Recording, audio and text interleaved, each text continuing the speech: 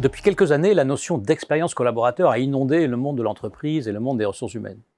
En référence à l'expérience client, l'expérience utilisateur, il s'agit d'analyser les interactions et l'expérience vécue par un collaborateur au sein de l'entreprise, dans les moments clés de son parcours, comme dans son quotidien professionnel, de son recrutement jusqu'à son départ.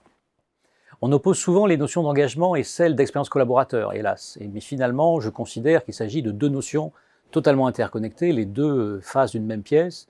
Le focus de l'expérience collaborateur, ce sont plutôt les ressentis, les vécus du collaborateur à chaque moment de ses interactions avec l'entreprise.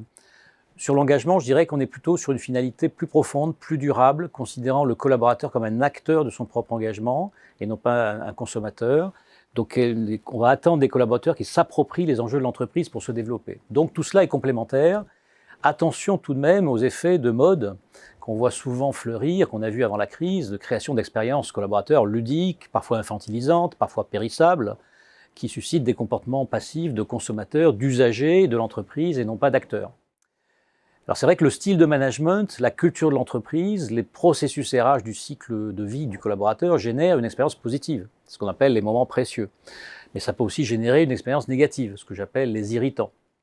Donc les moments précieux, ils sont à valoriser, ce sont ceux du cycle de vie du collaborateur, l'accueil, l'intégration, la célébration des succès, la vie d'équipe, les événements personnels, la promotion, la mobilité, globalement tout ce qui touche de près ou de loin au développement personnel et professionnel du collaborateur. Donc augmentons les moments précieux. Et puis combattons les irritants, réduisons les irritants pour les éliminer. Ils sont souvent associés à des dysfonctionnements internes, du micromanagement de la part des chefs de département, du contrôle permanent, un manque de confiance, de la lenteur dans les décisions, des objectifs flous ou non alignés, un non-respect des valeurs de l'entreprise, des décisions discriminatoires, une faible reconnaissance, etc., etc.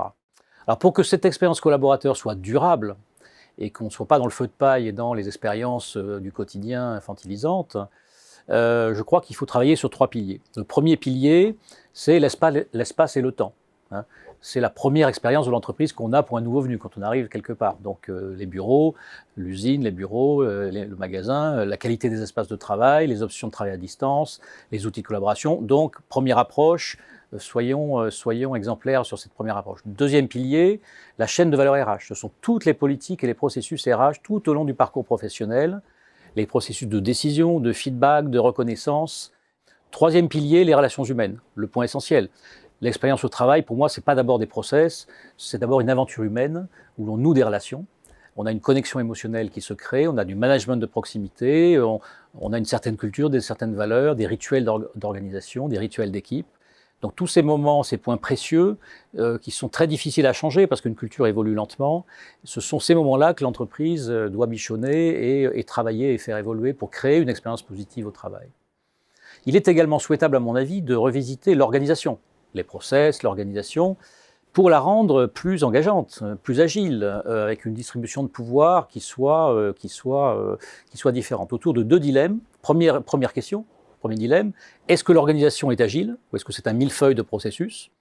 Le second dilemme, c'est quelle articulation finalement on a entre le local et le global. Et on voit bien que les entreprises décentralisées sont celles, souvent, on le voit, où l'engagement est le plus fort et le plus manifeste. Quand on travaille près du terrain, quand on peut prendre des décisions près de chez soi.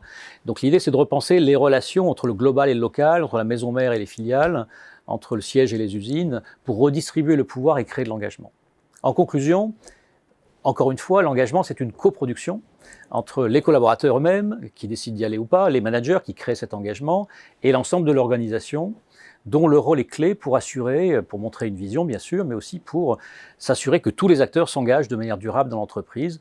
Je vois en particulier les chantiers de type raison d'être, qui sont très intéressants. C'est bien gentil d'avoir une raison d'être écrite en 5 lignes, mais il faut aussi s'occuper de la raison d'en être des collaborateurs, pourquoi les collaborateurs choisiraient de s'engager, et c'est ça qui donnera du sens dans leur quotidien.